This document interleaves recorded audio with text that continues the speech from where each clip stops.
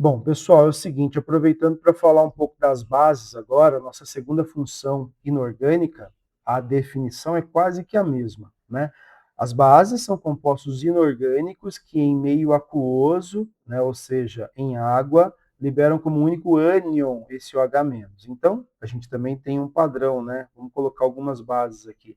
NaOH, o MgOH2, o AlOH3, nós notamos a presença desse OH lá no final do composto. Então, sempre que termina com o OH, há uma grande probabilidade de ser uma base. A definição parte do princípio de Arrhenius, base a toda substância que em solução aquosa, mais uma vez, olha lá, quando aparecer em solução aquosa, quer dizer que está em água.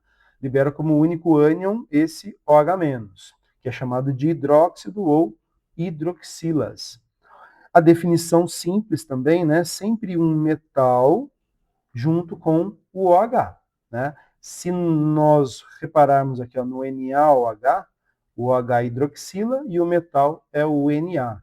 O MgOH2, o OH é hidroxila e o Mg, o magnésio, vai ser o metal, exceto quando a gente está falando do hidróxido de amônio, que é esse NH4OH que aparece bastante em questões vestibulares, tá?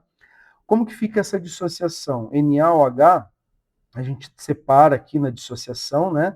Nós vamos notar a presença do Na+, e o OH-. Eu só tenho uma hidroxila aqui, então vai formar só um OH-. Já nesse segundo composto, hidróxido de cálcio, eu tenho duas hidroxilas. Então vai formar o Ca2+ e duas hidroxilas. O 2OH- vai lá para frente, ok? Então, esse 2 que está aqui, ó, aparece lá na frente da hidroxila e vira também ó, a carga, o expoente aqui do íon positivo, que é o cátion. O mesmo vai acontecer para o AlOH3 aqui, tudo bem? Vai formar o Al3+, e o 3OH-. Aqui faltou o 3+ aqui, beleza? Então, ó, repara que a quantidade de hidroxilas vai fazer muito sentido na dissociação iônica de cada um desses compostos.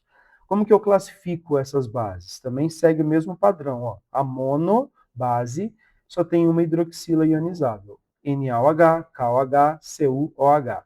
A dibase é aquela que tem duas hidroxilas ionizáveis, CaOH2, ZnOH2, PbOH2, olha só o 2 aqui embaixo, né, do subíndice, depois os parênteses. E a tribase apresenta 3 grupos OH.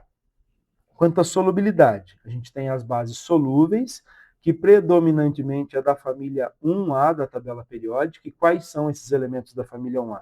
Lítio, sódio, potássio, rubídio, césio e o frâncio. São bases solúveis, que significa que se dissolvem muito bem em água, junto com esse NH4OH, que é o hidróxido de amônio tão importante.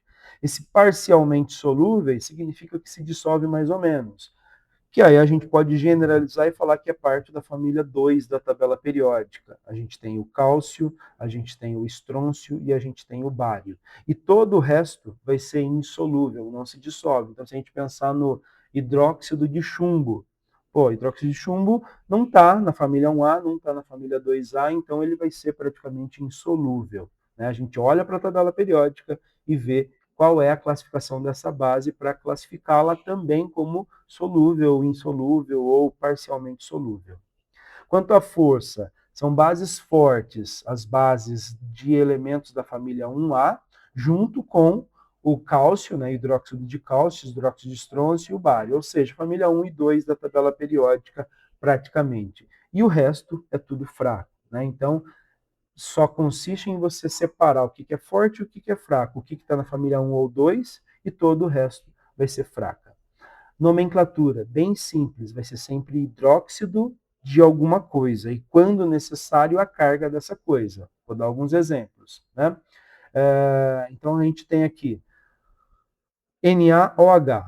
A gente vai chamar esse NaOH de hidróxido de. Aí a gente olha aqui, ó, o Na. O Na é o sódio, então esse composto vai ser chamado de hidróxido de sódio. O ZnOH2 é o hidróxido de Zn, que é o zinco. O hidróxido, OH, de ferro. Note que eu tenho o FeOH2 e o FeOH3. Eu tenho que diferenciá-lo agora. Como eu vou chamar? Eu vou chamar esse aqui de hidróxido de ferro, e aí eu vou prestar atenção nesse número que está aqui, é o 2. Então eu vou colocar em algarismos romanos hidróxido de ferro 2. Diante disso, o FeOH3 vai ser chamado de hidróxido de ferro 3 em algarismos romanos. Então perceba que quando a gente tem mais de uma ionização, ou seja, de certa forma, ali são os metais de transição, meio da tabela periódica, né? A gente precisa colocar em algarismos romanos qual é a carga desse cátion. No caso da primeira, o cátion era com essa carga 2, e o segundo era com essa carga 3. Foi em algarismos romanos o 2 e o 3 ali na frente. Um exercício bem simples. A gente vai ter que completar essa tabela. Então você pode dar um print aí para poder fazer esse exercício. NaOH, essa é a fórmula da base. Eu vou chamar isso de hidróxido de sódio. E o hidróxido de potássio, como que eu vou chamar? Lembrando que o potássio lá na tabela periódica é o K, e ele está na família 1, então ele é mais um só.